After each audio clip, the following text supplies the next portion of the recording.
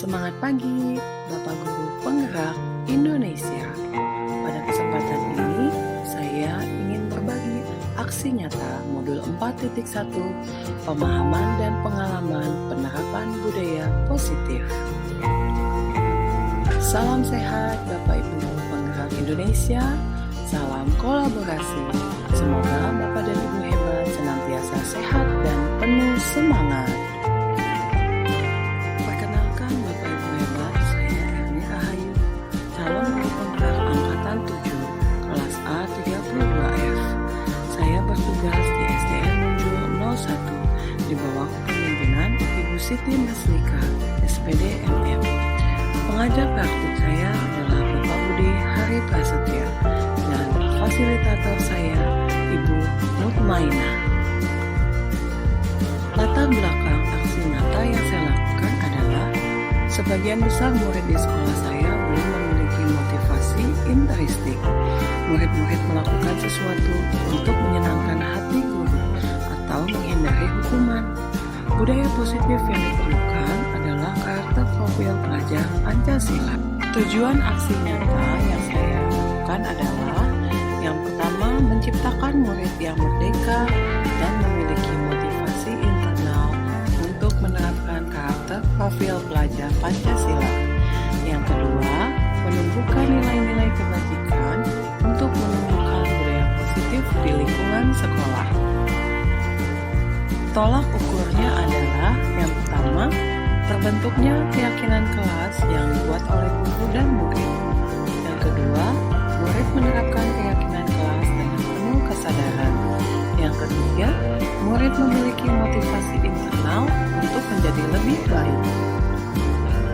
Lini masa tindakan yang pertama, meminta izin kepada kepala sekolah untuk menjelaskan pentingnya budaya positif dan keyakinan kelas, serta meminta izin untuk melaksanakan diseminasi kepada rekan guru. Kedua, mengumpulkan rekan guru untuk melaksanakan diseminasi pemahaman budaya positif. Ketiga, berkoordinasi dengan rekan sejawat untuk melaksanakan keyakinan kelas dan restitusi. Yang keempat, memantau, merefleksi, dan mengevaluasi keyakinan kelas yang telah dibuat. Dukungan yang dibutuhkan yang pertama adalah dukungan kepala sekolah, rekan guru, serta murid dalam menerapkan budaya positif di lingkungan sekolah. Yang kedua, peran orang tua wali murid dalam memberikan motivasi dan pembiasaan di rumah. Yang ketiga, sarana dan prasarana dalam mewujudkan budaya positif. Dan yang keempat, dukungan pihak dinas terkait seperti perpustakaan keliling dan lembaga pendidikan lainnya. Bapak Ibu hebat, berikut ini adalah kegiatan diseminasi di sekolah mengenai pemahaman dan pengalaman budaya positif yang telah saya lakukan. Silakan menyaksikan. Selaku Wakil Kepala Sekolah Bidang Kesiswaan, mohon maaf hari ini atau saat ini belum datang, mungkin dalam perjalanan. Dan kepada Bapak Ibu Guru semuanya dan tenaga kependidikan yang pada hari ini telah berkumpul di ruangan atau di ruang guru SD Muncul 01 dalam keadaan sehat walafiat. Tentunya pada hari ini akan menyimak materi yang akan disampaikan oleh Ibu Erni, yaitu diseminasi pemahaman dan pengalaman penerapan budaya positif. Hal ini akan membuat motivasi kita semuanya di Bapak Ibu Guru SD Muncul 01 tentunya dalam melaksanakan tugas nanti setelah mendapatkan keterangan-keterangan dari Ibu Erni ini akan lebih semangat lagi dan lebih efektif lagi. Itu ya Ibu Erni. Tentunya salawat dan salam kita sama-sama haturkan kepada junjungan kita Nabi Muhammad SAW, kepada keluarga dan para sahabatnya.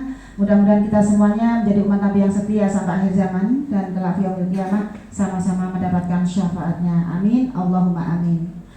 Sebelum paparan ini akan dilanjutkan, maka saya bacakan susunan acara pada hari ini, yaitu pertama pembukaan, yang kedua menyanyikan lagu Indonesia Raya, Dan yang ketiga, sambutan Ibu Kepala Sekolah SD Muncul 01.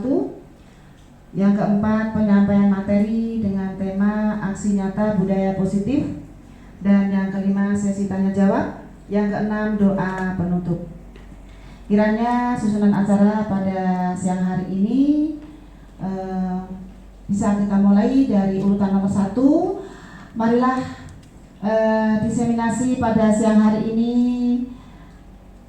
dalam rangka penyampaian materi pemahaman dan pengalaman penerapan budaya positif. Kita mulai, mudah-mudahan acara pada siang hari ini dapat berjalan dengan baik dan lancar hingga selesainya nanti.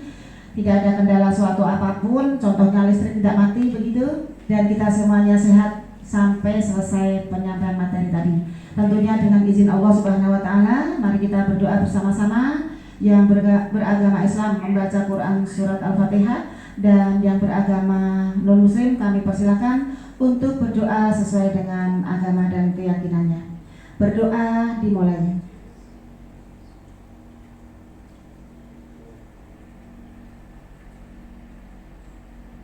Selesai, terima kasih. Dan selanjutnya mari bersama-sama menyanyikan lagu Indonesia Raya yang akan dipimpin oleh Ibu Deni Samsul Fatriani. Kepada Bapak Ibu guru semuanya yang ada di ruangan ini dipersilakan untuk berdiri.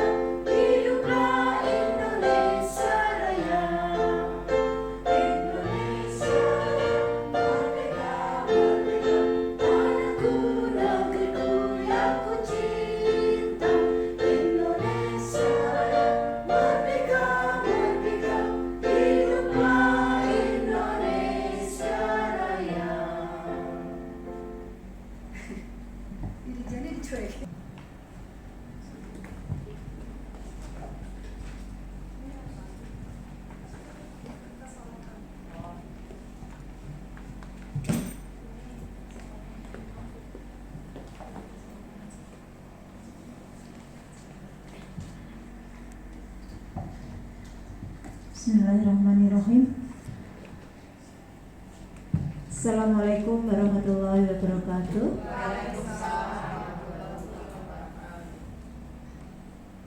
Masih semangat Bapak Ibu?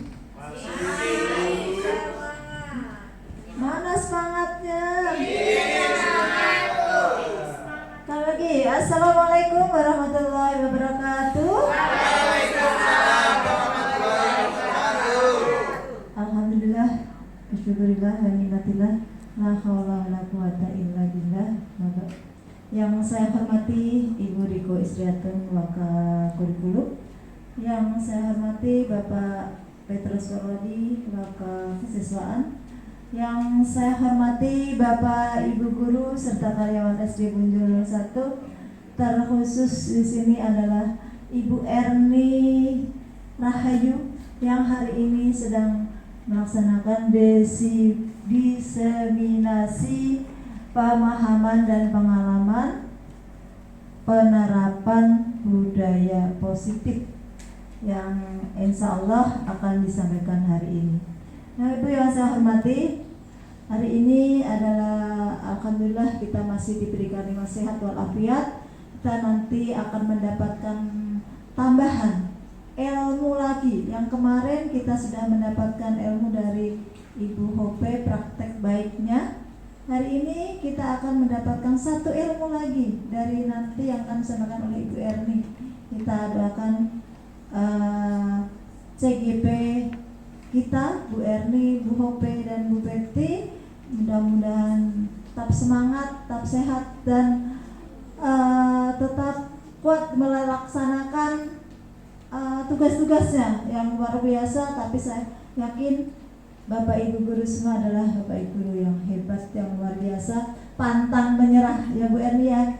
Ayo kita lakukan, kita sebagai contoh bagi generasi muda yang masih muda-muda. Ayo kita ikuti, kita contoh teman-teman kita yang sudah ikut dalam program CGB ini, yang mungkin kalau kurang lebih 6 bulan ya Bu Erni, 6 bulan akan melaksanakan pembelajaran yang dipandu oleh pengajar praktik masing-masing. Insya Allah nanti akan ditularkan semua ke sekolah kita, ke anak didik kita. Semoga dengan adanya guru penggerak ini, sekolah SD Munjul 1 bertambah prestasi, bertambah luar biasa. Guru-gurunya yang sudah baik, yang sudah bagus, tingkatkan lagi sampai tidak terbatas, sehingga anak-anak kita juga kita akan menghasilkan output kita yang terbaik, yang nantinya bisa bermasyarakat.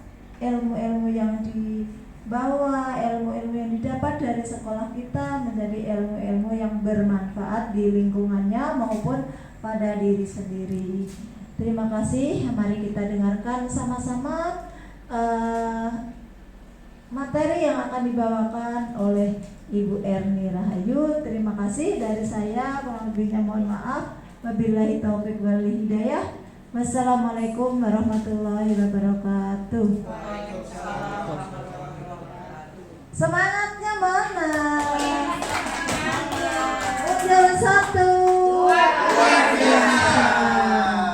Terima kasih. Tepuk tangan buat Ibu Kepala Sekolah dong. Yeay. Munjul 1. Lebih semangat lagi. Munjul 1. Luar biasa. Takbir. Allahu Akbar. Kok gak semangat takbirnya? Takbir. Allahu Akbar. Baik, terima kasih pada Ibu Kepala Sekolah SD Munjul 01 yang cantik sekali. Dan mari kita lanjutkan acara berikutnya, yaitu penyampaian materi diseminasi pemahaman dan pengalaman penerapan budaya positif, yang hal ini akan disampaikan oleh Ibu Erni Rahayu, CGP Angkatan 7 kelas A32F SD Munjul 01. Namun sebelumnya kita sambut dengan Bu Erni. Tepuk tangan untuk Bu Erni semuanya. Iya, luar biasa. Kepada Ibu Erni kami persilakan.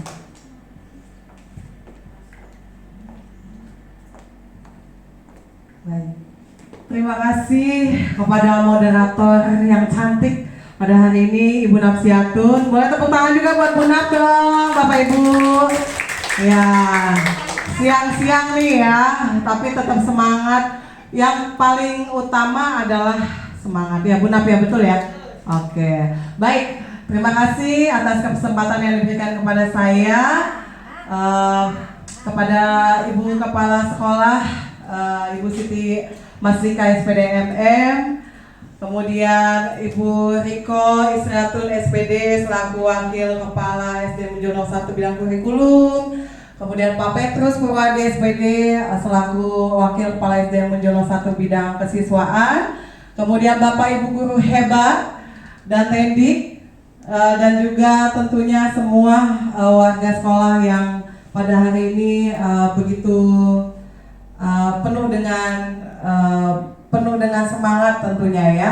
Nah, jadi saya mohon izin pada kesempatan ini untuk memberikan atau melaksanakan diseminasi pemahaman dan pengalaman penerapan budaya positif ya. Sebelumnya coba dong saya mau dengar lagi semangatnya. Muncul satu luar biasa. Sekali lagi muncul satu luar biasa. Kalau saya bilang kolaborasi mantap ya. Ya sekali lagi kalau saya bilang kolaborasi mantap ya. Sekali lagi muncul satu luar biasa. Kolaborasi mantap. Terima kasih, tepuk tangan buat Bapak Ibu semuanya. Iya, sebelum saya masuk ke materi, saya mau pantun satu nih ya. Jalan-jalan ke kota Klaten. Hujan lebat di waktu pagi. Muncul satu memang keren. Kolaborasi hebat ada di sini. Ya. Iya. Oke, ini kenapa nih? Oke, ya Bapak Ibu kita masuk ke materi ya. Yang pertama adalah saya perkenalkan, saya adalah Erni Rahayu ya, CGP Angkatan 7. Ya, selamat datang Ibu Ita dan Ibu Eka. Salam sehat, salam kolaborasi Bapak Ibu semua. Kemudian saya di sini adalah CGP dari Bapak Budi Hari Prasetya selaku pengajar praktek saya. Dan tentunya di sini saya adalah tenaga pendidik yang bekerja atau berdinas di SDN Muncul 1 di bawah kepemimpinan atau bimbingan Ibu Siti Maslika SPDMM. Boleh tepuk tangan lagi buat Ibu Kepala Sekolah kita yang luar biasa ya. Baik, kita langsung ke materinya. Ya, tentunya ini sudah ditunggu-tunggu ya. Ini adalah konsep budaya positif ya, yang mana ini adalah materi yang akan saya sampaikan pada kesempatan siang hari ini. Namun saya mohon izin di sini saya berdiri bukan karena saya lebih bisa atau lebih hebat, tapi karena memang saya yang dapat duluan dari program CGP dan saya di sini sebagai penyambung lidah saja. Jadi Bapak Ibu guru hebat di sini saya yakin banyak yang lebih luar biasa ya, tentunya sudah lebih hebat. Ya, yang pertama adalah perubahan paradigma belajar. Yang kedua, disiplin positif, nilai-nilai kebajikan universal. Yang ketiga adalah tentang motivasi, hukuman, penghargaan, dan restitusi. Kemudian yang keempat adalah keyakinan kelas. Kemudian yang kelima, kebutuhan dasar manusia dan dunia berkualitas. Yang keenam, posisi kontrol. Yang ketujuh adalah segitiga restitusi. Ini adalah 7 materi yang sangat berkaitan dan sangat menguatkan budaya positif. Nah, kita bicara tentang budaya positif. Dan saya sebelumnya mengajak Bapak Ibu untuk melihat gambar ilustrasi yang ada pada layar. Nah, ini adalah sebuah gambar kepalan tangan. Boleh saya minta pendapat dari, boleh Ibu Kepala Sekolah. Ibu Kepala Sekolah, ini adalah gambar tangan yang sedang digenggam, di mana tangan ini menyimpan atau dia ada di dalamnya ada sesuatu yang berharga, Bu, yang sesuatu yang sangat bernilai buat Ibu. Kira-kira Ibu kepalan tangannya nih akan tetap dipertahankan kalau digoda-godain Bu Eko, dikelitik-kelitikin, ya, kira-kira Ibu sikapnya bagaimana? Ya, saya akan mencoba ya Bu Erni. Jadi kepalan tangan itu sesuatu yang berharga yang kita inginkan. Jadi konsekuensi kita. Nah, misalnya kita tentunya ini sesuatu yang baik ya, yang baik. Sehingga kalau sesuatu yang baik itu jangan sampai kita tergoda sedikit kita langsung goyah. Harus kita pertahankan intinya. Kalau kita punya keinginan yang baik, punya keinginan yang itu, walaupun nggak usah ikut misalnya. CGP kan berat, nggak usah ikut. Banyak tugasnya. Tapi kalau kita sudah punya keinginan yang kuat, kemauan yang kuat, insya Allah kita akan tetap melaksanakan dengan pergantian tugasnya. Wah, jawaban yang luar biasa. Boleh tepuk tangan buat Bu Siti. Wah, Ini jawaban yang sangat luar biasa dan saya sepakat dengan Ibu ya bahwa ketika kita memegang sesuatu yang berharga dan bernilai, saya yakin Bapak Ibu tidak akan membuka sedikit pun sekalipun itu adalah sahabat. Betul Bapak Ibu? Iya. Nah, kaitannya apa dengan budaya positif? Budaya positif itu adalah sesuatu yang sangat bernilai tinggi ya. Budaya positif memiliki urgensi yang dalam pembentukan karakter anak yang sangat-sangat tinggi sekali. Dan ini boleh saya jujur sulit dilakukan. Kenapa sulit? Karena itu tidak mudah. Iyalah, sulit, tidak mudah ya. Nah, itu kaitannya ketika kita menggenggam sesuatu, yaitu si budaya positif, ya, akan banyak sekali godaan yang ada dari lingkungan sekitar kita. Nah, seringkali itu yang akan menggoyahkan kita, khususnya di sini kita sebagai seorang pendidik, ketika kita punya sesuatu yang bernilai dan kita yakin itu adalah sesuatu yang positif, tapi kadang-kala kita akan goyang. Karena apa? Kesibukan. Betul Bapak Ibu? Karena godaan teman, diledek-ledekin, ya kan? Kemudian apalagi ketika mungkin ada titik jenuh, ya, titik jenuh kita. Nah, itu manusiawi. Nah, tapi kita akan sama-sama sharing bagaimana budaya positif itu bisa tetap bertahan dalam diri kita. Nah, budaya positif ini ya yang akan kita kembangkan di SD Monjolong 1 itu muaranya tidak lain adalah ke profil pelajar Pancasila. Coba boleh minta tolong ke siapa ya yang bisa menyebutkan profil pelajar Pancasila? Pak Haji, boleh disebutkan satu aja. Bernalar kritis, good, thank you Pak Haji. Bu Eko kreatif, makasih Bu Eko. Apalagi ketiga, gotong royong Bu Riko, ya betul. Keempat, mandiri, betul Ibu. Apalagi? Beriman bertakwa kepada Tuhan Yang Maha Esa. Ada lagi? Berkebinekaan global, ya. Itulah yang menjadi konsen kita terkait dengan budaya positif yang mau kita laksanakan. Oke, kemudian adapun budaya positif itu nantinya akan ya. Kemudian selanjutnya, nah terkait dengan perubahan paradigma, di sini ada terjadi ternyata dalam kenyataannya di lapangan itu terjadi miskonsepsi, ya. Miskonsepsi itu artinya ada sebuah kesalahpahaman yang terjadi, yaitu dikemukakan oleh Dr. William Glasser, ya, dalam control theory, bahwa yang pertama miskonsepsinya adalah ilusi guru mengontrol murid.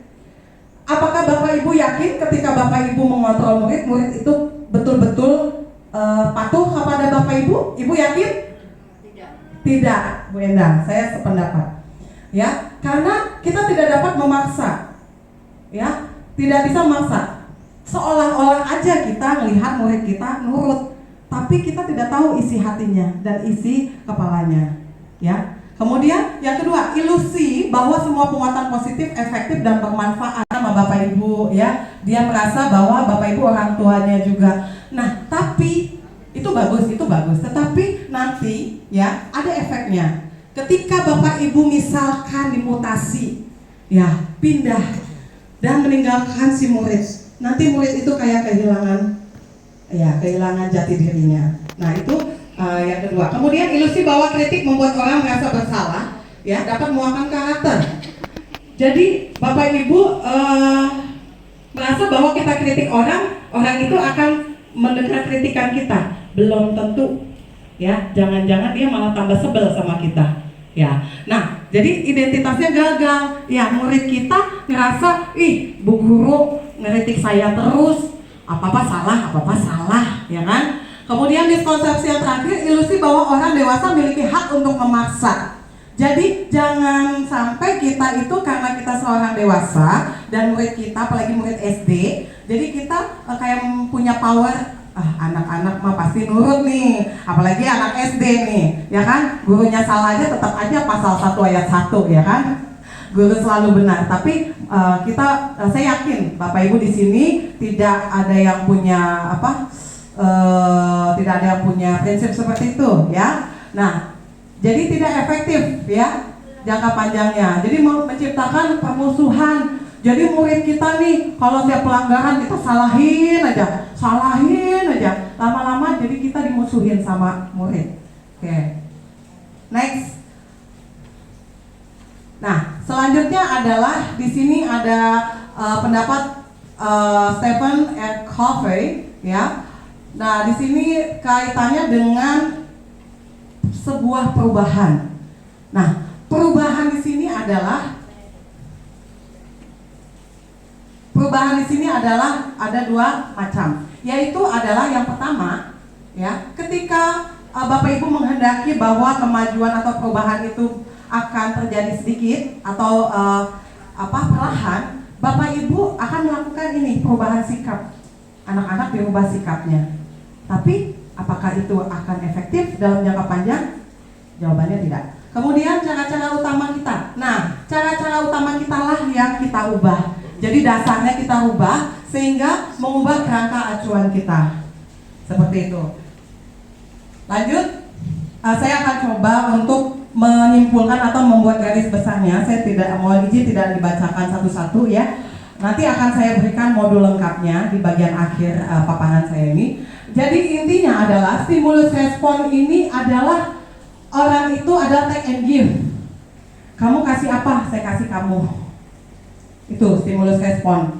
Jadi kayak ibaratnya pamrih.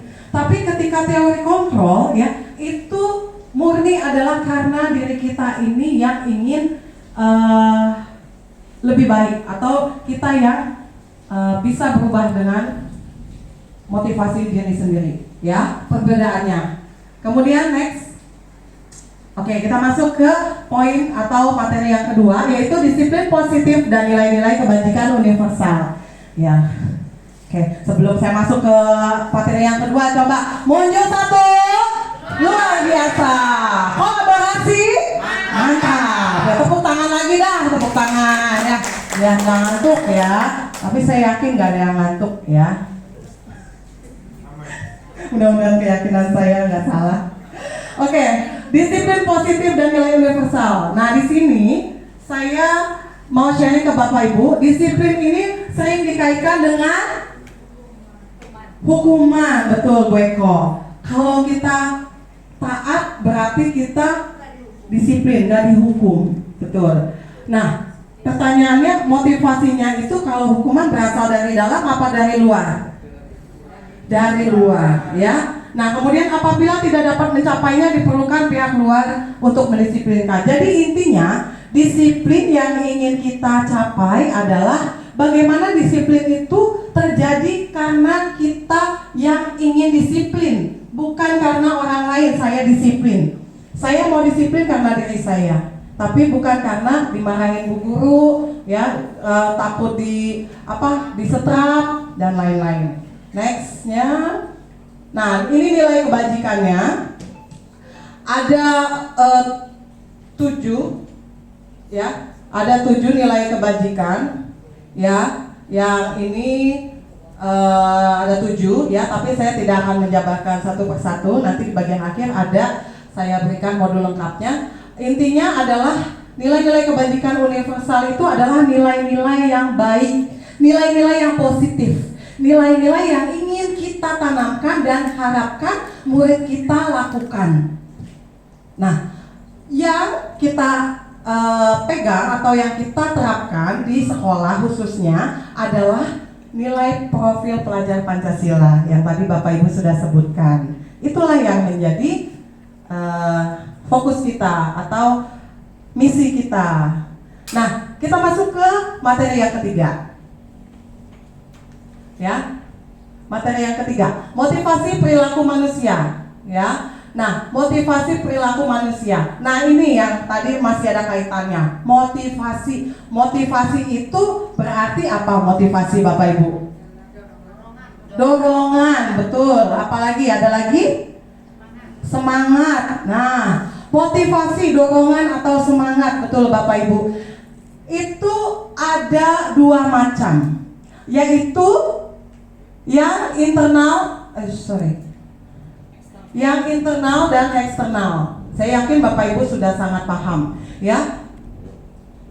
Yang ingin saya sampaikan adalah yang pertama, motivasi ini, ya, seringkali, ya, terutama nih murid kita ya Bapak Ibu ya, mereka itu punya motivasi untuk menghindari ketidaknyamanan atau hukuman. Mereka ngerjakan PR supaya nggak dihukum sama gurunya. Mereka datang tepat waktu biar nggak disetrap, biar nggak disuruh keliling lapangan. Mereka datang tepat waktu biar nggak dibarisin di bagian depan. Betul nggak Bapak Ibu? Ya. Kemudian yang kedua, untuk mendapatkan imbalan. Nah, motivasi mendapatkan imbalan, ya. Nah, ini mungkin kadang-kala kita menjadi pengalaman di kelas, ya. Seperti saya, ya. Seperti saya, jujur saya pernah melakukan hal ini, ya, mendapatkan imbalan ke murid. Dengan cara apa, Bapak Ibu? Imbalannya? Iya, betul, Mbak Ibu, memberikan hadiah, ya. Memberikan hadiah. Ya anak-anak, Ibu punya pertanyaan. Siapa yang bisa menjawab dapat mobil? Nah, dapat permen kalau nggak coklat ya. Nah, kemudian ini yang mau saya tanya, dari dua motivasi yang sudah sampaikan, menurut Bapak Ibu motivasi pertama dan dua itu internal apa eksternal? Eksternal, betul sekali ya. Berarti eksternal karena dari luar, orang lain yang memaksa kita untuk disiplin atau termotivasi. Nah, yang ketiga, untuk menjadi orang yang menghargai diri sendiri dengan nilai yang dipercaya. Nah, ini adalah motivasi yang ideal. Jadi, bagaimana kita membuat murid kita termotivasi belajar, termotivasi datang tepat waktu, termotivasi mengerjakan tugas, karena memang mereka sendiri yang ingin seperti itu. Mereka ingin menjadi murid yang berkualitas, murid yang teladan. Nah, next, selanjutnya, nah kita bertemu atau bersinggungan dengan hukuman, konsekuensi, dan restitusi. Nah, di sini ketiganya punya ciri dan perbedaan. Kalau hukuman, Bapak Ibu, tidak terencana, satu pihak tidak nyaman. Ya, misalkan murid kita datang terlambat, ya, gurunya udah ini kayak harimau mau nyari mangsa. Ada yang terlambat, emang biasa terlambat ya. Pas masuk baru di pintu, Kevin misalnya, telat lagi, gimana sih kamu ya kan? Kemarin telat, hari ini telat, besok jangan telat lagi. Nah, ini adalah hukuman. Udah, kamu sekarang keliling lapangan dua kali keliling. Nah, ini hukuman. Itu guru nggak ada rencana sebelumnya. Ya pokoknya ngelihat anaknya, wah, udah keliling. Nah, itu. Kemudian konsekuensi. Konsekuensi itu dia tadi kalau hukuman nggak terencana, kalau konsekuensi terencana. Nah, terencana, murid udah tahu ya sebelumnya, sudah ada kesepakatan. Kalau ada pelanggaran, kamu udah tahu ya konsekuensinya apa. Kalau kamu nggak ngerjain tugas, konsekuensinya apa, ya. Nah, udah tahu. Nah, seperti itu. Kemudian, nah di sini saya mau mengundang Bapak Ibu guru hebat, coba berikan contoh hukuman dan konsekuensi. Boleh? Saya minta pendapatnya Bapak Ibu, contoh hukuman coba, kalau contoh hukuman. Atau saya kasih ini deh, saya kasih contoh kasus ya. Nah, yang pertama, mencatat 100 kali dalam buku kalimat, saya tidak akan terlambat lagi karena terlambat ke sekolah. Iya, betul Ibu, hukuman ya. Kedua, coba saya minta Pak Irfan. Yang kedua, murid diminta untuk push up 15 kali karena tidak menggunakan masker. Hukuman, ya betul. Nah, yang ketiga, coba saya minta tolong Bu Lili. Kehilangan 10 menit jam. Kehilangan 10 menit jam istirahat untuk mengerjakan tugas karena terlambat datang dan tertinggal pelajaran. Konsekuensi luar biasa Bapak Ibu, sudah paham semuanya ya. Hebat, tepuk tangan buat Bapak Ibu dong. Iya. Wah, ini luar biasa Bapak Ibu gurunya. Nah, sekarang kita masuk dihukum oleh penghargaan. Nah, di sini ada beberapa hal yang perlu disampaikan karena jangan sampai kita terjebak oleh yang namanya penghargaan. Yang pertama, pengaruh jangka pendek dan jangka panjang. Penghargaan Bapak Ibu. Ini saya terus terang waktu saya dapat materi ini terkait penghargaan atau reward, saya juga dilema. Dilemanya apa?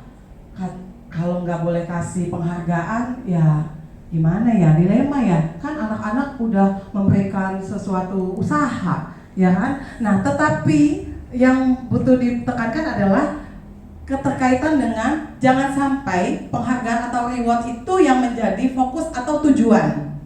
Nah, terus intensitasnya tidak sering ya. Kalaupun nanti ada kita berikan reward, sambil ada juga kita informasi atau kita bimbing ke murid. Nah, ini kamu dikasih penghargaan atau reward, tapi jangan ini ya yang jadi ini kamu tujuan kamu. Jadi murid itu juga paham. Nah, jadi besok-besok kalau ibu nggak ngasih hadiah, kalian jangan kecewa gitu ya. Nah, yang kedua, penghargaan tidak efektif. Nah, ini kaitannya. Kita kasih satu penghargaan, kita kasih coklat nih hari ini, seneng. Besok kasih coklat lagi, Bapak Ibu yakin nggak mereka itu akan menurun kadar semangatnya? Yakin nggak? Saya yakin, karena saya pernah praktekkan itu. Tidak efektif, tidak akan nilainya sama. 3, penghargaan merusak hubungan. Ketika Bapak Ibu memanggil satu murid ke depan yang menurut Bapak Ibu paling pintar, lalu Bapak Ibu memberikan dengan segenap hati, "Nak, selamat, kamu adalah anak terbaik Ibu. Kamu adalah the best." Ketika Bapak Ibu berikan pernyataan itu, ada sesuatu hubungan yang rusak di antara teman-temannya.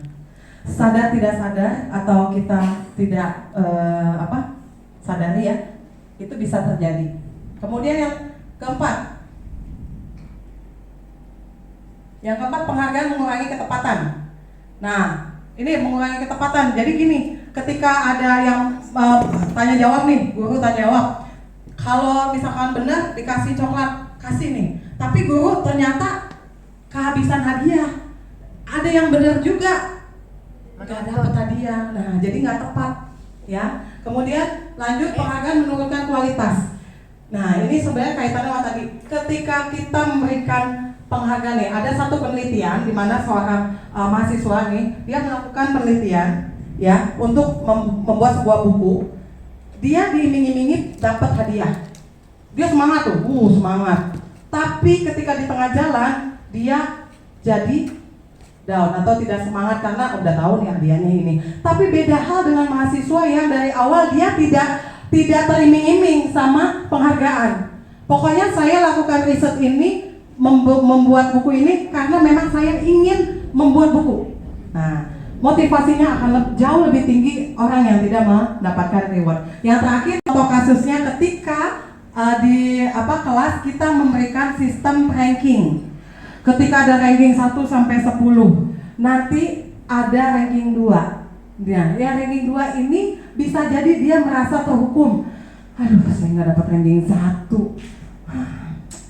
Saya sangat kecewa. Saya kecewa. Nah, itu bisa terjadi ya. Kemudian lanjut. Ini saya ingin mengajak Bapak Ibu semua dan saya juga membuat sebuah renungan.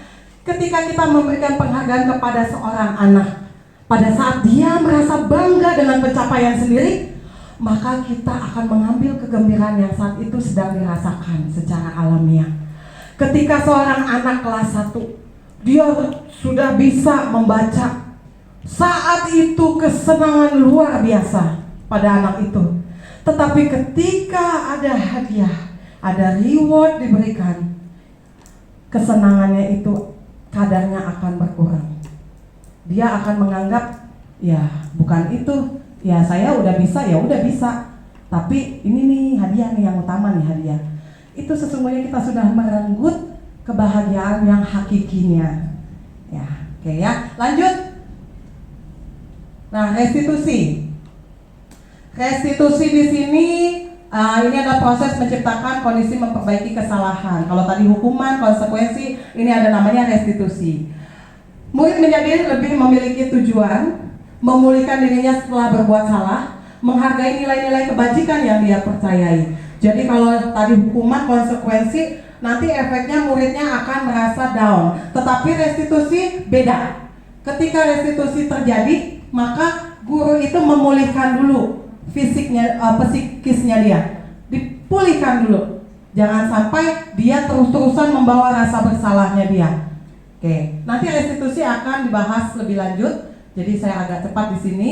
Nah, ini adalah ciri-ciri restitusi. Ya, restitusi bukan untuk menebus kesalahan, tapi belajar dari kesalahan. Restitusi tidak memperbaiki hubungan. Restitusi memperbaiki hubungan, maaf.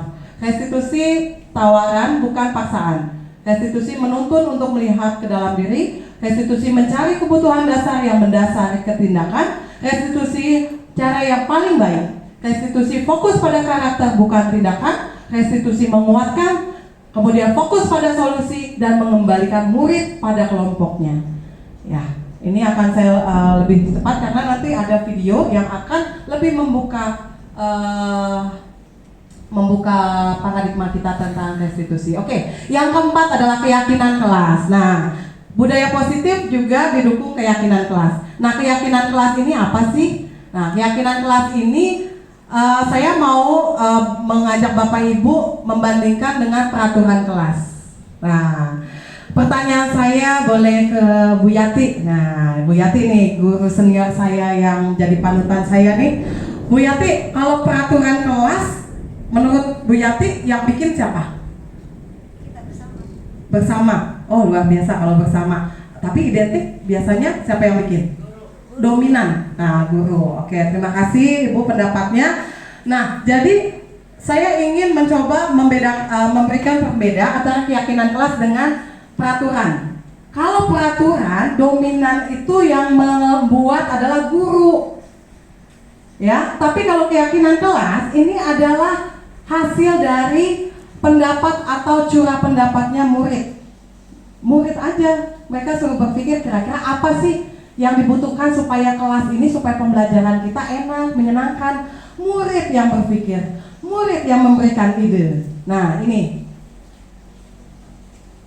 Oke, lanjut. Nah, ini adalah tahapan keyakinan kelas. Jadi intinya boleh saya simpulkan ya, atau saya berikan gambarannya. Ketika membuat keyakinan kelas, ya Bapak Ibu, ini sharing pengalaman ya Bapak Ibu. Ketika membuat keyakinan kelas, kita mulai dengan menanyakan ke anak-anak murid kita. Anak-anak, apa sih yang mau kamu inginkan dari kelas kita? Apa impian kamu sama kelas ini?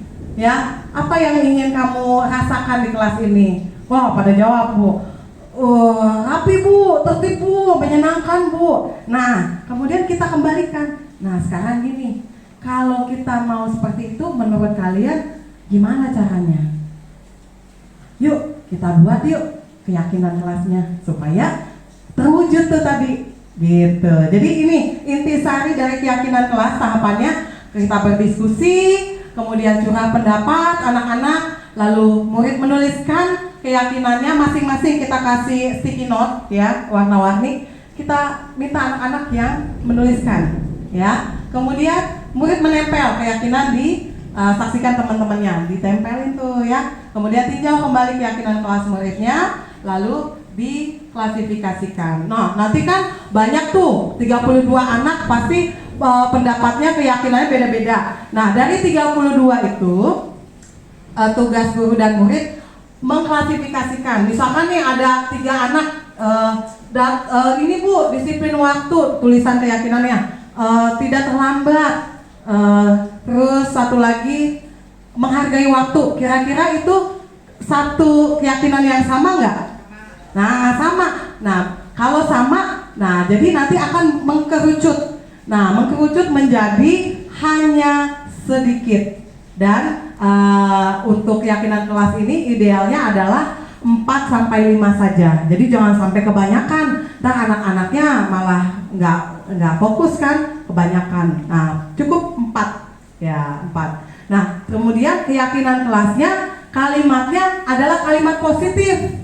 Jadi jangan ada misalkan kata-kata nih. Biasanya kalau peraturan kelas nih, peraturan kelas dilarang berisik. Ya, dilarang membuang sampah, tidak boleh berisik, tidak boleh berantem, jangan coret-coret, jangan, tidak, dilarang. Nah, kita buat keyakinan kelas dengan kalimat positif. Contoh, misalkan jangan terlambat. Kira-kira apa, Bu? Kalau jangan terlambat? Datang lebih awal. Iya, luar biasa, Ibu. Datang tepat waktu. Nah, sehingga nanti akan terjadi keyakinan kelas. Ya. Oh, Pak Adit, ini ada keyakinan kelas masing-masing yang tadi jumlahnya banyak, 32. Nah, kita buat keyakinan kelasnya dengan sudah mengklasifikasikannya.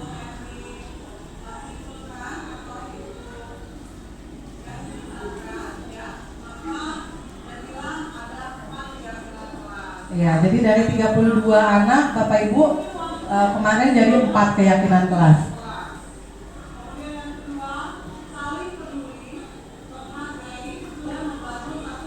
Nah, itu saling peduli kan, tidak berantem, tidak menghina, kata-katain nama orang tua, masuk peduli.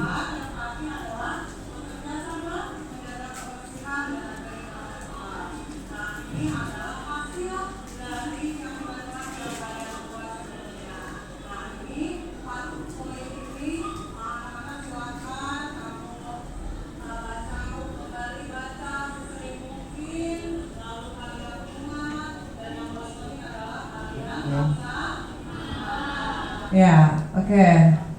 Dan lanjut, inilah keyakinan kelas ya kami. Ada 4. Next. Oke, kita masuk ke materi kelima. Materi kelima, kebutuhan dasar manusia dan dunia berkualitas.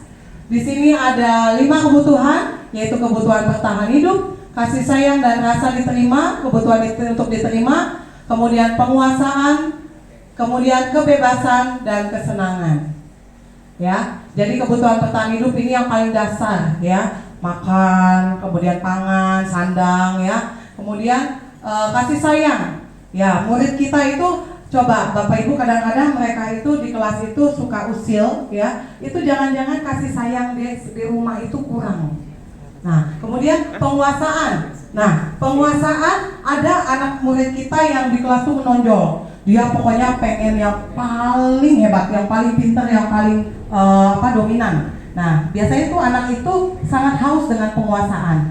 Kemudian kebebasan. Nah, kebebasan. Anak-anak kadang-kadang kalau teori itu suka boring, bosen. Giliran pelajaran olahraga nih sama Bu Deni, sama Bu Bira, semangat tuh. Pelajaran agama, semangat. Karena rutinitas sama guru kelasnya. Tapi ketika ada guru bidang studi, mereka bisa lebih semangat. Kemudian kesenangan. Nah, kesenangan. Nah, ini juga murid kita, apakah murid kita ini kebutuhannya, senangnya sudah tercukupi? Nah, mana tahu ada yang nggak pernah diajak jalan-jalan sama orang tuanya kan, jadi nggak pernah senang. Giliran di kelas seneng ngusilin temen.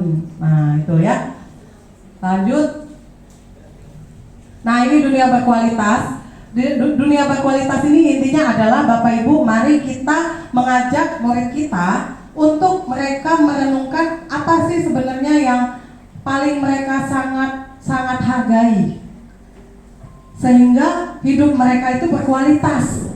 Ya, jangan sampai hidup mereka itu ya udah bangun tidur, siap-siap ke sekolah, di sekolah liatin gurunya, habis itu pulang, habis pulang tidur. Ya, nah jangan. Tapi boleh kita, saya boleh sharing. Jadi anak-anak itu diajarkan setiap bangun tidur langsung berdoa, langsung baca doa. Setelah baca doa punya target. Nah, boleh ini sharing aja ya Bapak Ibu ya. Mohon maaf bukan menggurui. Jadi setiap hari anak-anak murid kita diajak untuk punya target. Bu, target saya hari ini perkalian 8. Berarti satu hari itu dia harus perkalian 8. Harus usahakan perkalian 8. Ya, lanjut. Yang keenam, posisi kontrol. Ini ada 5. ya ini kaitannya tetap sama budaya positif ya. Tetap saya akan terus kaitkan ini apa yang saya sampaikan dengan budaya positif.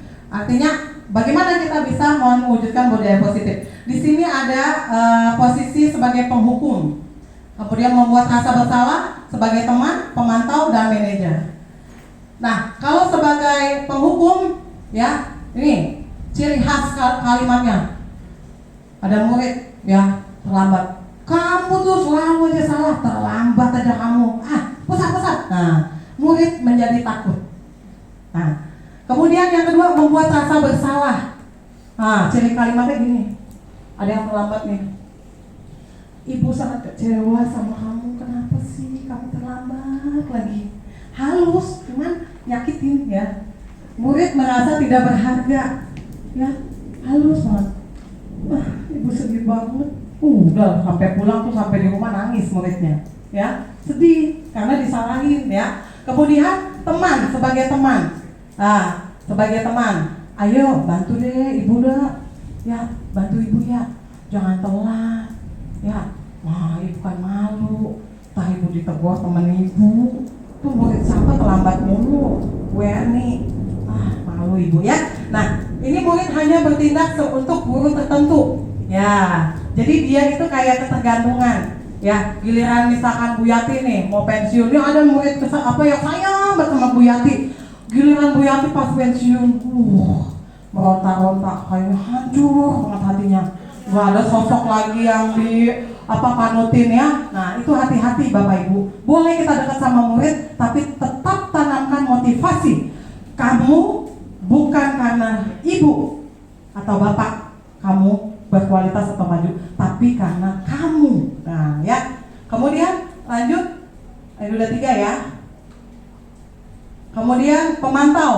Nah kalau pemantau tuh hampir sama tadi terkait konsekuensi. Jadi murid tuh dipantau. Ada yang terlambat nih. Udah tahu keyakinan kelas kalau terlambat keliling lapangan 5 keliling. Temennya juga udah pada ini siap-siap. Kevin telat keliling 5 lapangan. Nah, ya itu udah dipantau. Muridnya apa? Jadinya melakukan sesuatu karena sanksi. Nah, yang terakhir manajer. Nah, kalau manajer nih cakep nih Bapak Ibu nih ya. Ini udah mulai nih kita nih ke budaya positif. Kalau ada misalnya terlambat nih. Nah, terlambat lagi ya. Udah nggak apa-apa, kenapa terlambat? Jangan terlambat lagi ya. Kamu kan anak baik. Coba gimana supaya nggak terlambat besok? Menurut kamu gimana, Kevin? Nah, udah mulai diskusi ya. Nah, muridnya jadi pribadi yang mandiri, merdeka dan bertanggung jawab ya. Oke, next. Nah, ini adalah segitiga restitusi. Nah, ini kaitannya tadi dengan posisi kontrol ya. Ketika ada pelanggaran yang terjadi pada murid kita, ya, kita tidak lagi sebagai penghukum. Gimana Bapak Ibu, setuju nggak kita jangan jadi penghukum ya? Oke. Kemudian ini adalah sebuah tahapan yang boleh Bapak Ibu kita sharingkan nanti, kita praktekkan. Yang pertama, kalau ada anak yang melanggar, pertama kita stabilkan dulu identitasnya. Ada yang terlambat, jangan langsung disuruh push up, tanya dulu. Sini Kevin. Ini menurut saya ya pengalaman. Kevin, aduh kamu terlambat lagi ya. Aduh kenapa? Ibu tahu manusia tuh nggak ada yang sempurna kok Kevin. Ya, tuh kali ini kamu salah. Ya sudahlah, nanti perbaikin ya. Nah kemudian validasi. Nah validasi kita tanya, kamu terlambat kenapa? Ada masalah apa di rumah? Nah kita validasi. Ya, jangan langsung kita justifikasi. Lalu menanyakan keyakinan.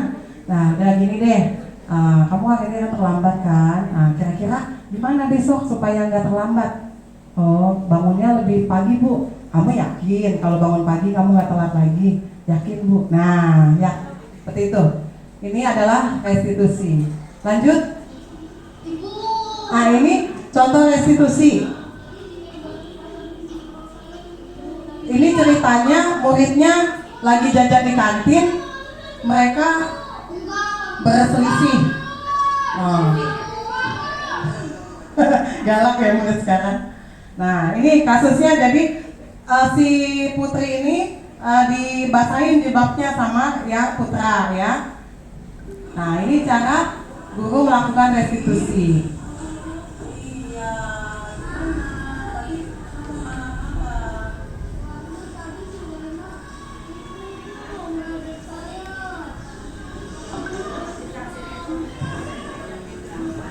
Ya. Nah, jadi saya boleh bantu ya karena soundnya tidak terlalu terdengar. Ini saya menanyakan ngomong, Ibu tahu ini apa? Ibu yakin kamu nggak sengaja sebenarnya ya. Tapi kamu kira-kira ini nggak perbuatan itu benar apa salah? Dia bilang salah Bu. Yaudah sekarang gimana nih untuk selanjutnya? Ya, jadi kita emang super sabar sama murid ya. Jadi nggak lagi misalnya nih Bu Eka nih ada muridnya misalkan nih ya, misalkan muridnya berantem nih, wow nggak ada lagi Bu Eka yang begini. Siapa nama muridnya coba Bu Eka? Satu coba tolong. Puji, Puji, ngapain? Berantem lagi.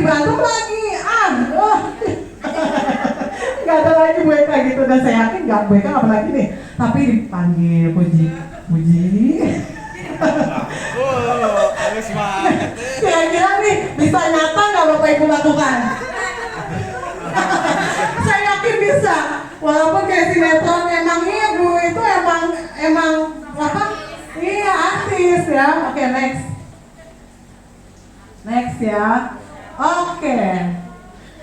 Kita sudah masuk ke kesimpulan ya. Oke, tepuk tangan buat Bapak Ibu semua. Jadi kesimpulannya tadi kita boleh mengingat ketika ada kepalan tangan, ya sesuatu yang berharga bernilai itulah budaya positif. Dan tadi Ibu Kepala Sekolah bilang, jangan sampai budaya itu terambil atau tergoyahkan oleh siapapun, oleh lingkungan luar. Nah, oleh karena itu dibutuhkan 3 elemen penting, yaitu yang pertama adalah apa Bapak Ibu? Komunitas. Komunitas ini yaitu kita semua, Bapak Ibu guru teknik, Ibu Kepala Sekolah, Bapak Ibu wakaf, dan semua warga sekolah, orang tua murid. Komunitas yang saling menguatkan satu sama lain. Ketika kita mau suatu saat SD Mulyul 01 akan menjadi sekolah yang luar biasa, yang lingkungannya sangat menyenangkan, ya. Kemudian yang lingkungannya sangat diimpikan, dirindu-rindukan oleh murid. Nah, kita bisa kalau kita punya komunitas yang saling menguatkan. Kemudian kolaborasi. Komunitas tapi kalau nggak berkolaborasi sia-sia. Komunitasnya ada, tapi kolaborasinya nggak ada, ya. Nanti tidak terjadi, ya. Kemudian konsisten. Nah, ini ya PR kita konsisten. Nah, jadi kadang-kadang nggak konsisten ya karena waktunya sibuk segala macam. Tapi saya yakin dengan ya bimbingan dari Ibu Kepala Sekolah, mudah-mudahan ya kita aminkan ya Bapak Ibu ya, boleh kita aminkan, amin. Ya, mudah-mudahan budaya positif nanti akan terwujud. Ya, oke. Nah, berikut modul lengkap budaya positif paparan yang saya sampaikan pada hari ini. Boleh Bapak Ibu unduh atau Bapak Ibu lihat lengkapnya di ini. Nanti saya share di grup ya. Oke, terima kasih banyak. Mohon maaf atas segala kekurangannya. Terima kasih. Salam kolaborasi. Ya, sekali lagi. Modul 1 luar biasa. Kolaborasi mantap. Tepuk tangan buat Bapak Ibu semuanya. Ya, kembali ke Ibu moderator yang cantik.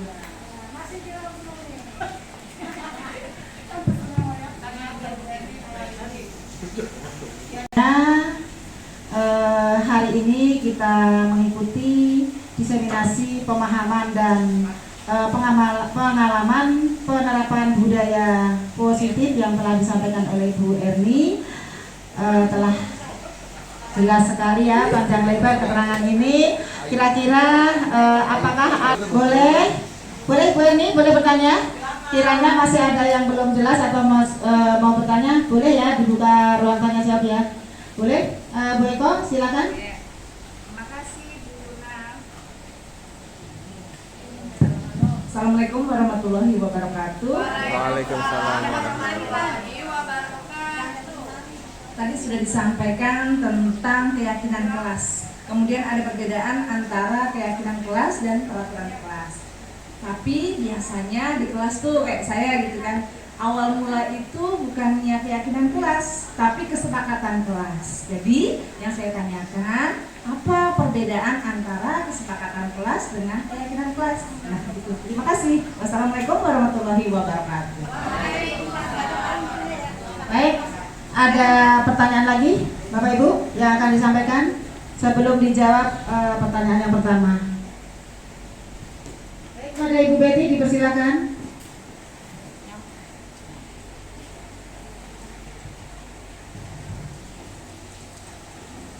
Terima kasih Ibu Naksiatun. Assalamualaikum warahmatullahi wabarakatuh. Waalaikumsalam. Ibu Erni, saya ingin menanyakan mengenai poin ke-7 ya, mengenai segitiga restitusi. Yang saya tangkap dari penjelasan Bu Erni tadi itu restitusi itu pada dasarnya untuk mengembalikan karakter. Betul ya Bu ya? Ya, mengembalikan karakter dari kesalahan yang sudah diperbuat. Kesalahan siswa yang sudah dilakukan tidak akan berlanjut ke kesalahan berikutnya. Jadi segitiga restitusi itu bisa mengembalikan karakter siswa dari yang mungkin kurang baik bisa menjadi lebih baik. Nah, restitusi tersebut apakah hanya bisa dilakukan di dalam kelas atau di lingkungan lain selain lingkungan kelas atau lingkungan sekolah? Mungkin itu ya Bu Erni, terima kasih.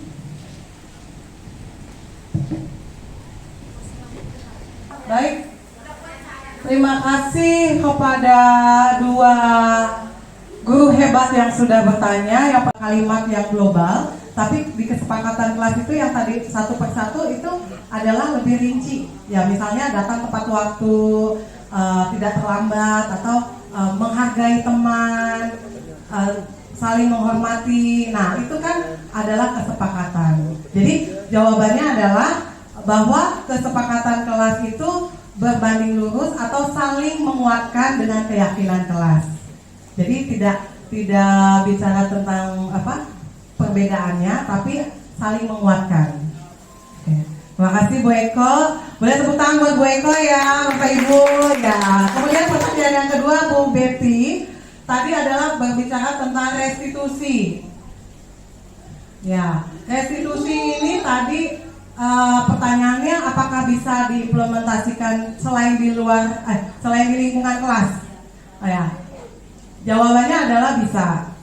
Jadi ini segitiga restitusi tidak hanya terikat atau tidak hanya bisa dilakukan di kelas atau di sekolah, tapi bisa dilakukan di mana saja. Nah, kalau boleh saya kasih contoh pengalaman saya, Bu Betty dan Bapak Ibu semua adalah di rumah, di lingkungan paling dekat. Ya, saya pengalaman adalah melaksanakan restitusi di rumah ke anak saya. Ya, jadi anak saya itu lagi lagi aktif-aktifnya ya. Nah, lagi lucu-lucunya tuh kayak Pak Ridwan lagi lucu-lucunya ya. Nah,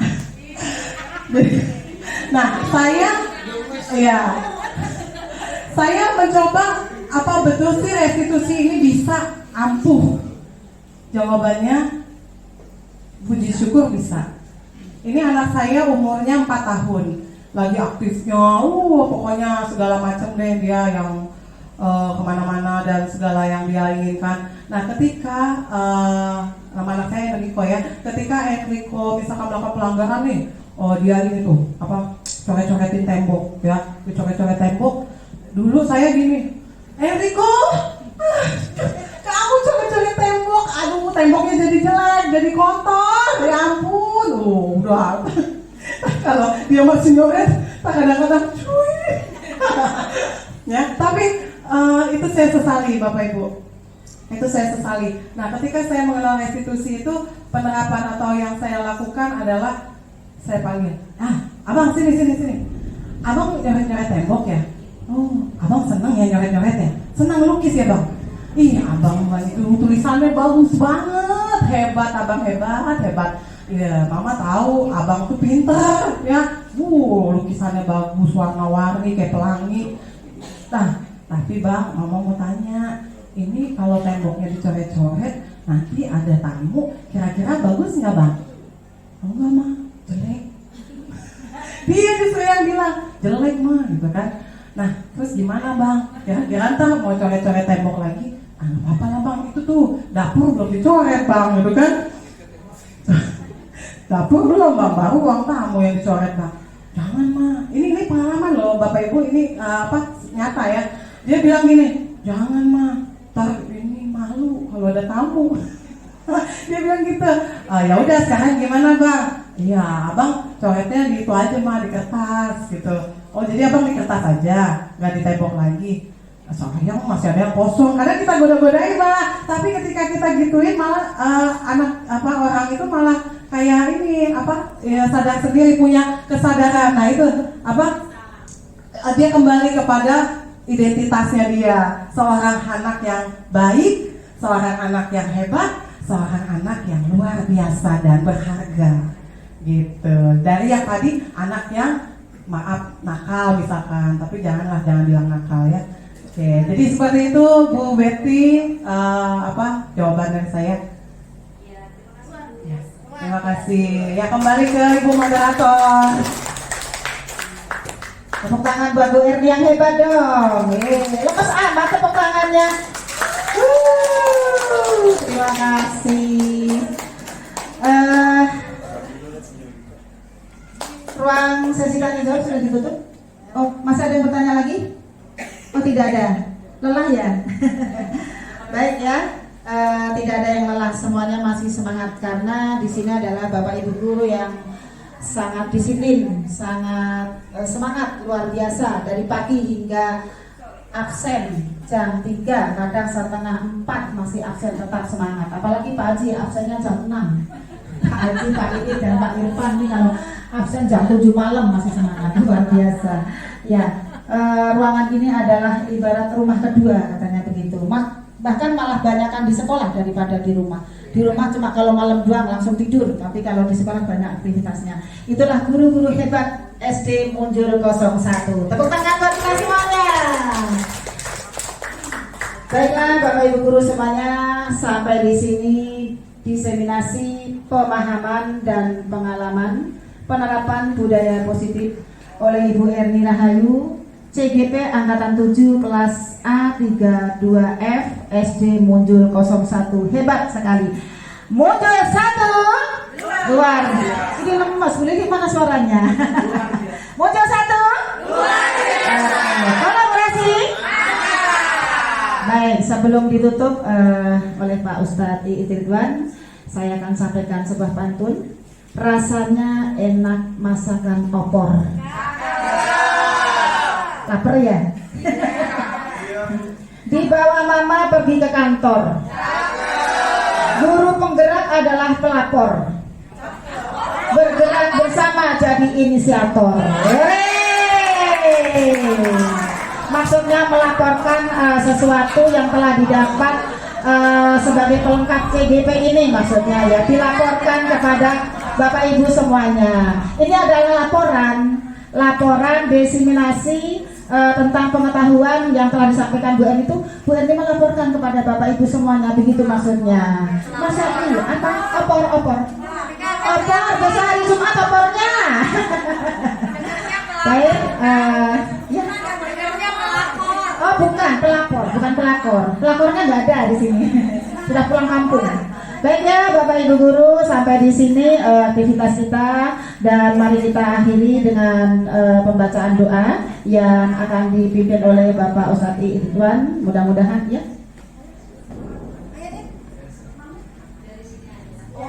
Boleh. Mudah-mudahan kegiatan kita ini senantiasa mendapatkan ridha Allah Subhanahu wa taala. Selesai mendengarkan keterangan dari Bu Erni ini, guru SD Munjul 01 semakin Hebat. Pada Bapak Ridwan dipersilakan.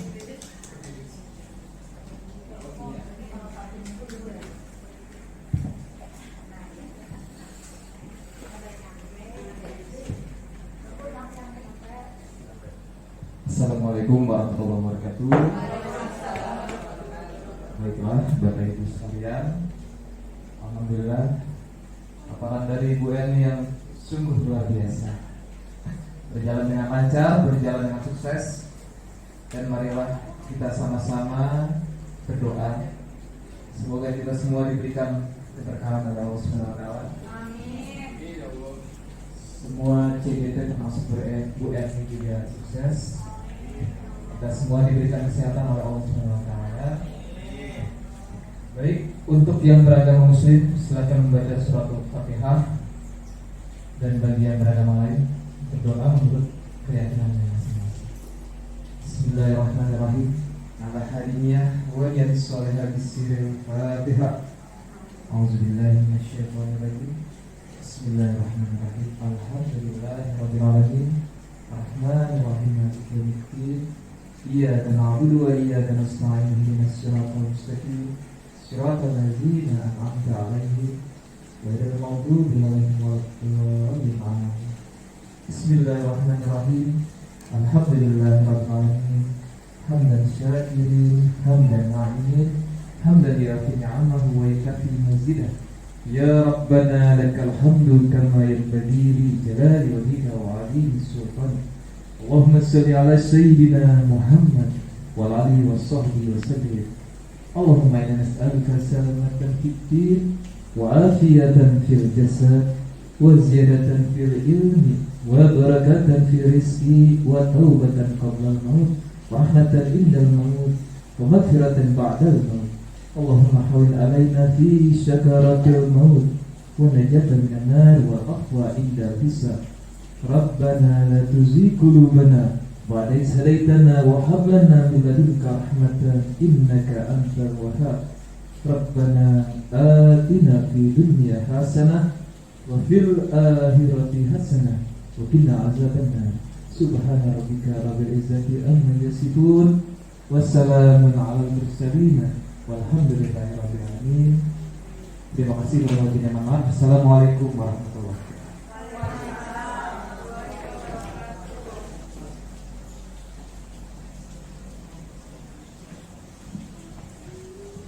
Terima kasih kepada Bapak Iit Ridwan yang telah memimpin pembacaan doa pada siang hari ini. Mudah-mudahan doa kita semuanya dijabah Allah Subhanahu wa taala, dan tentunya sampai di sini perjumpaan kita dalam aktivitas kita dari pagi hingga sore hari ini. Mudah-mudahan semuanya tergolong dalam ibadah dan tercatat sebagai amal soleh dan solehah. Amin, Allahumma amin. Tentunya saya membawa acara pada sore hari ini bila mana ada tutur kata saya kurang tersusun sehingga tidak berkenan di hati Ibu Kepala Sekolah, Bapak Ibu semuanya, khususnya kepada Ibu Erni, saya mohon dibukakan pintu maaf yang seluas-luasnya. Kurang lebihnya mohon maaf. Akhirul kalam billahi taufiq wal hidayah wal afu minkum. Assalamualaikum warahmatullahi wabarakatuh. Tepuk tangan sekali lagi yang meriah. Hore. Terima kasih.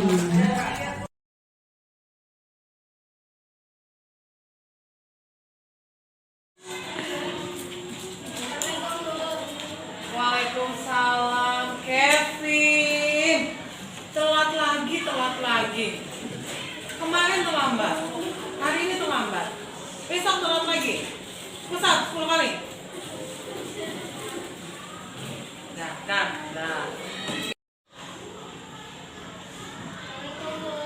Waalaikumsalam, Kevin.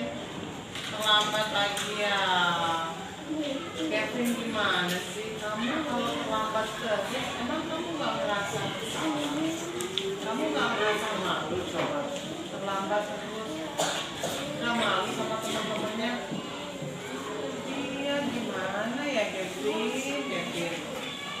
Nah, Kak. Waalaikumsalam, Kevin.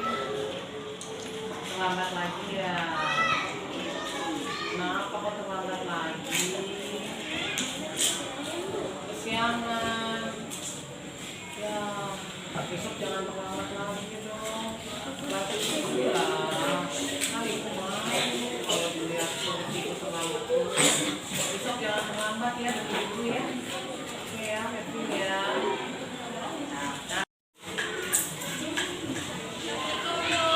Waalaikumsalam, Kevin. Terlambat lagi. Kenapa Kevin kok terlambat lagi? Maunya kesiangan. Tapi kamu udah tahu kan kalau terlambat konsekuensinya apa? Berdiri di depan kelas. Sudah, karena kamu terlambat, berarti kamu di depan kelas ya. Ya. Waalaikumsalam, Kevin. Kevin terlambat. Kenapa terlambat lagi? Kesian.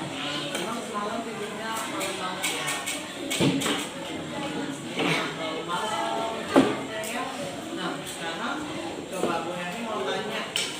Kalau Kevin tidak mau terlambat atau datangnya bisa tepat waktu, kira-kira apa yang Kevin harus lakukan? Bangunnya lebih pagi. Oh, bangunnya lebih awal. Kamu yakin dengan begitu kamu nggak terlambat? Yakin. Mulai besok tolong diusahakan ya yang Kevin tadi lakukan ya. Baik, anak-anak sudah selesai? Terima kasih. Nah, selanjutnya Ibu minta kalian untuk menempelkan hasil pendapat kalian yang sudah kalian berikan di sticky note-nya ya. Mulai dari kelompok ganda. Ya kan? Udah. Untuk klasifikasinya di sebelah sini. Nah, untuk yang sudah masuk di sini.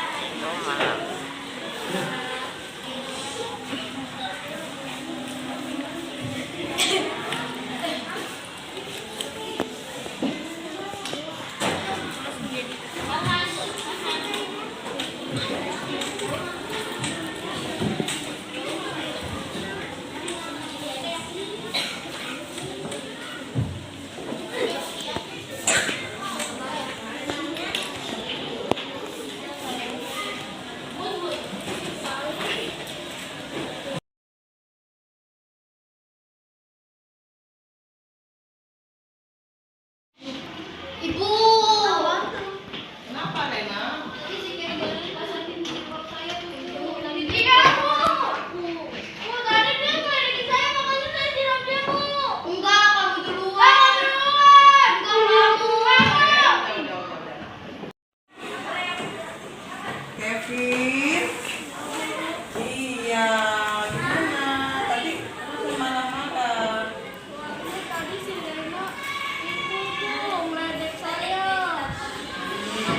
Siram. Iya, Ibu paham. Kamu melakukan itu pasti karena ada alasannya. Tapi kalau misalkan kamu lagi marah, ya, apakah baik seperti itu tadi sikapnya? Iya, kamu menyadari itu salah? Benar. Nah, sekarang kamu mau berbuat apa nih sama Rena nih? Apa yang mau kamu lakukan sama Rena nih? Minta maaf, Bu. Minta maaf. Mau minta maaf sama Rena? Ya udah, kalau gitu nanti Kevin minta maaf sama Rena ya. Nah, lain kali juga kalau kamu ada sesuatu masalah tidak boleh langsung marah-marah.